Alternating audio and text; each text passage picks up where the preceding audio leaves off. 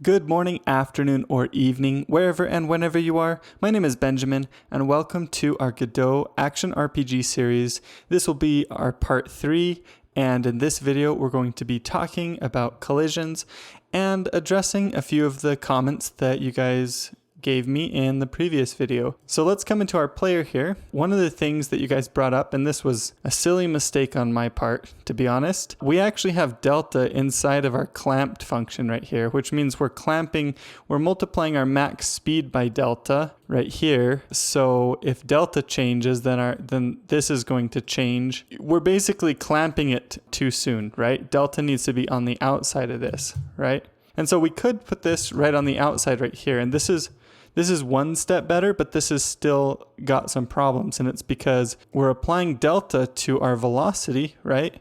But then we're actually manipulating our velocity again later. And so that's a problem right there, because this velocity is not going to be quite accurate because we've applied delta beforehand. So the easiest thing to do here is just apply delta at the very end to our velocity. And then, of course, we need to apply delta to our acceleration and our friction, but we can apply it at the very end. And one of you also suggested using move toward instead of this right here.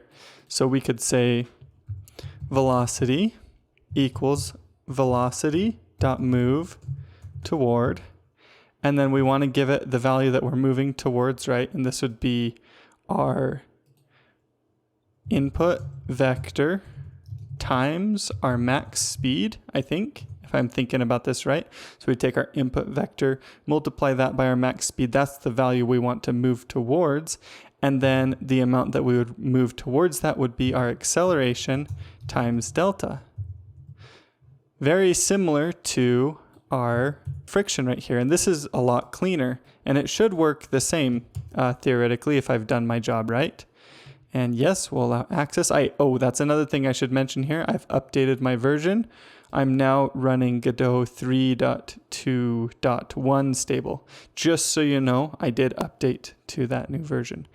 And so we're getting a really slow acceleration here, or a very slow max speed. So somewhere along the line, we've changed it, right? If our max speed is 100, our acceleration times delta, velocity equals move towards. It seems to be working how I would expect it everywhere else, like it seemed that I was moving properly and stuff. So let's try printing our velocity here and see exactly what's happening. So we're very slowly approaching. We're still increasing, our max speed is still increasing, and there we go, we capped at 100, and then we slow back down again. So here, we're moving towards this max speed. Yeah, so I see what's going on here. Because we're applying delta afterwards, right, to this max speed, our max speed is still 100, that's the value that we're approaching, and then we're applying delta to it afterwards. And so what we get here is a problem where our acceleration is way too slow for this max speed of 100. And even though in the end it's going to end up moving slower, it still takes us forever to approach that maximum speed that then gets brought down. So let's just try upping our acceleration here. I want to just see what this does. And there we go. We can now hit that max speed significantly faster. And I don't even know what this max speed is going to be like.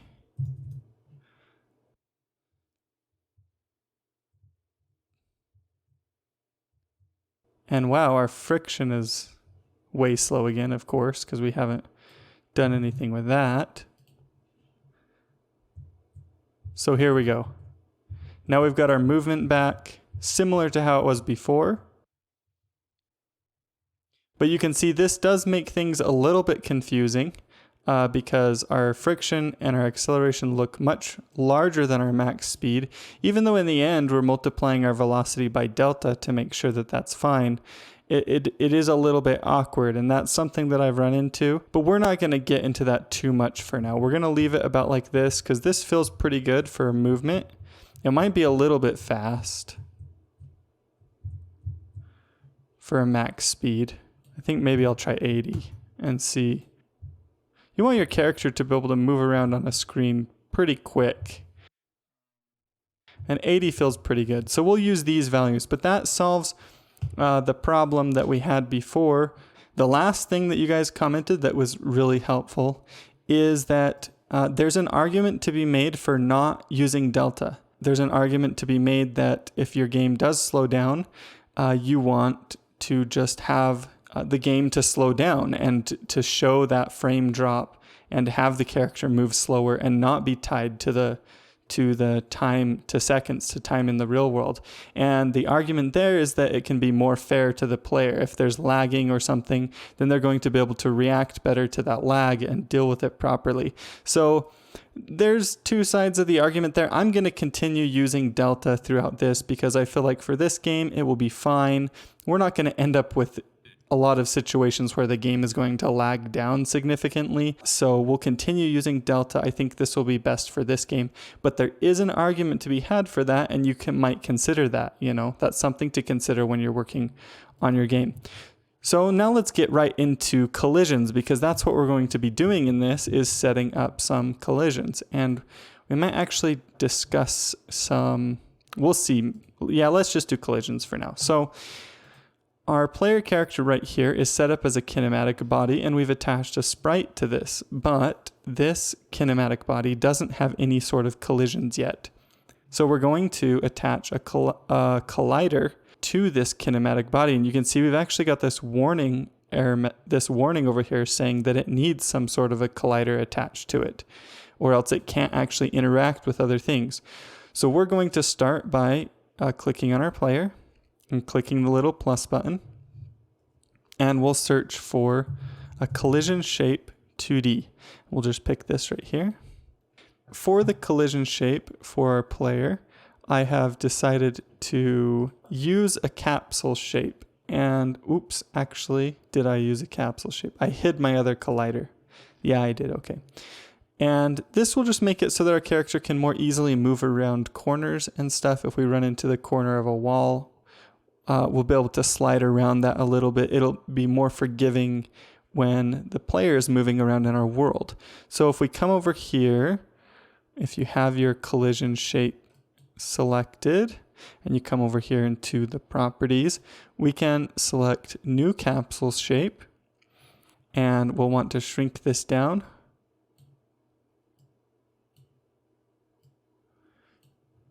And let's actually come into our snap options up here and turn on use pixel snap. It's probably off because I didn't have it quite set up right. And we will, oops, we accidentally grabbed the player here. If you want to select, for example, the collision shape here and move it without grabbing the player, what you can do is you can hold the Alt key, you can select it first and then hold the Alt key, and that will allow you to move it by itself. We'll set it about here, and we're actually going to rotate it as well. We'll set its rotation to -90. So I just came into the transform and set the rotation, and that moves it to be more like this. I'm going to hold Alt again, move it down just a bit, shrink this down a little bit more. You can set it up how you want. We don't want the collision to come up here because later when we deal with depth and making sure that this can walk behind and in front of things, we'll want our collision for movement to be very different from what our collision for taking a hit looks like.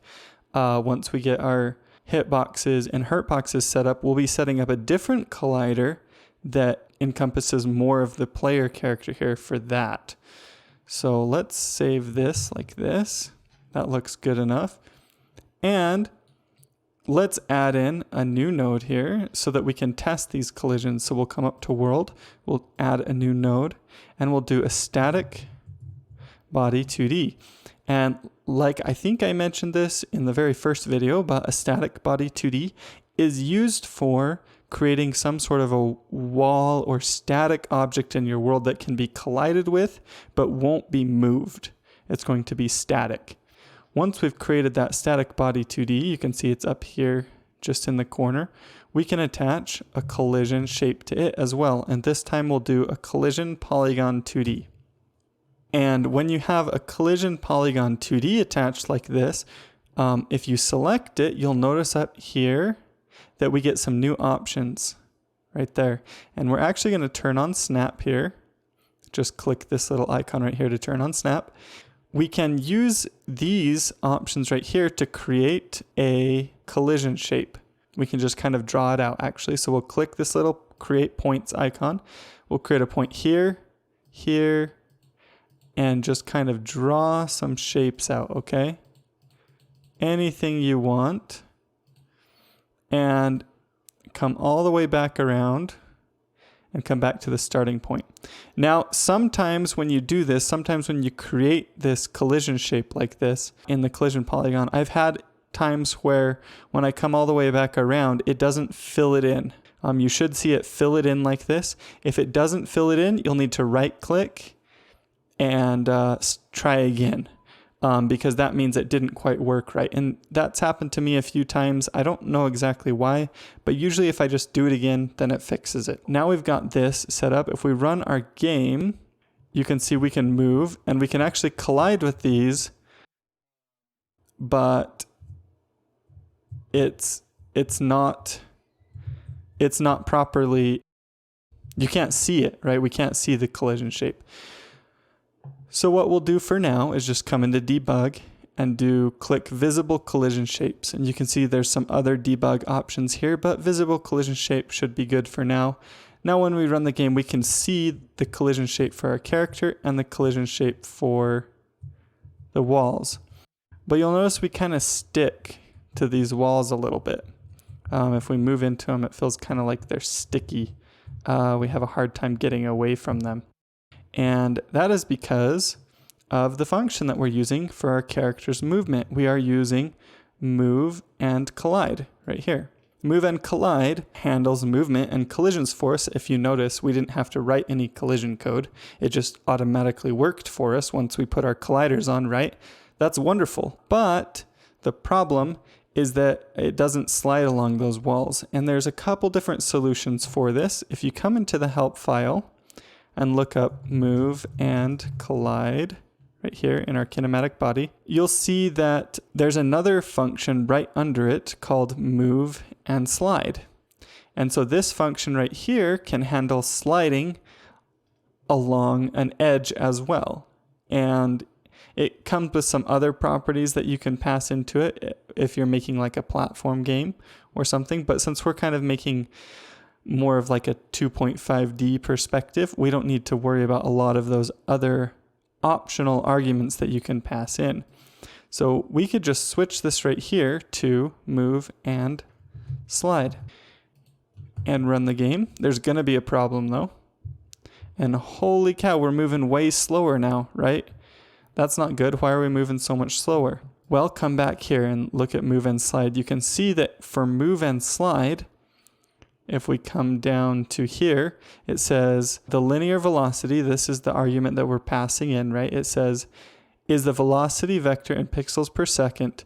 Unlike move and collide, you should not multiply it by delta.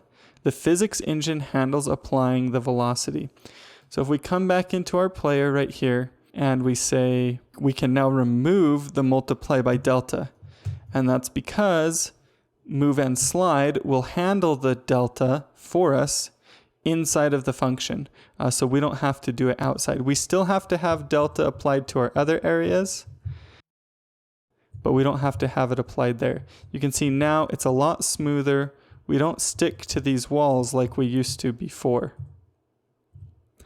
We slide along them. In the corner here, we get a little bit of weirdness going on. Right here. And one of the things that I generally do with the move and slide function is it actually has a return value. And if you guys come into your warning messages right here, so let's talk about warnings for a bit in Godot. Godot will give you warnings. They're not necessarily game-breaking bugs. It's not going to break your game. However, these warnings will often tell you about potential issues you might be having. So this warning, for example, says the function move and slide returns a value, but this value is never used. So they're saying this function returns some sort of value, but it's not being used currently. So if we come back into our kinematic body, we see that move and slide returns a vector 2. Okay, so what does that mean? Let's come down and read. It says returns the linear velocity vector rotated and or scaled if a slide collision occurred. To get detailed information about collisions that occur, use get slide collision. So this is if we need to get more information out of the function, but for now it's just saying this returns a linear velocity. So that means we're passing in a linear velocity, and then this says, oh, your velocity, this should be your updated velocity after the collisions.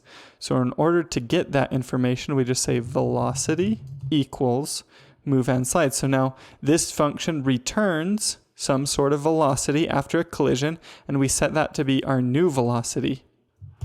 And that right there will allow us to remember the velocity that we had before the collision and properly handle that, which seems to fix the issues we were having in these corners. You can see, and we also kind of keep our momentum around corners. We'll kind of slide up the new edge. And that's because we're getting that information from the function. It's saying, oh, look, you got this, you had a collision, and this is the velocity that was left over from the collision. And now set that to be our new velocity. So there you go. And that talks about warnings as well. If you see, we've got another warning right here. Font oversampling only works with the resize modes keep width, keep height, and expand. So I'm assuming that means when we start using fonts, if the fonts may start having issues unless we use, if we come into our project settings and our window, unless we use the aspect ratio here, we might want to set this to keep. I wonder if that would do it, or if we need to set it to one of those keep width, keep height. Setting it to keep seems to have fixed that. And usually keep is what I like to do. That way it just keeps either the width or the height depending on which one fits better. And that will just add black bars to the screen if the aspect ratio of the monitor or the phone or whatever doesn't quite fit our 16:9 aspect ratio of the game. So that's going to be it for this video. Thank you guys so much for watching it. I hope you enjoyed it. Once again, let's continue this discussion. If you guys have feedback for me or comments, leave them in the comment section and I will get to them. I've been answering and reading every single comment. Your comment may end up helping with somebody else or in a future video. That's what we're here for. We're all learning, and I hope you enjoyed this video, and I will talk to you all later.